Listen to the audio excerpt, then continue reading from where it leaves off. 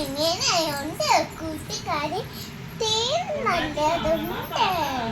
ഇവിടുന്ന് വേണം ഇഷ്ടമുള്ള ചെന്ന് കുടിച്ചാൽ മതി. എന്ത് തേനാ, പശുവിന്റെ കുളത്തിലെ താമര.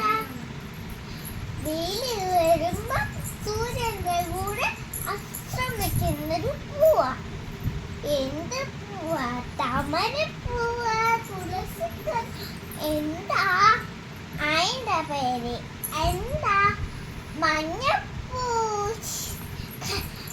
അകത്തിരിക്കുന്ന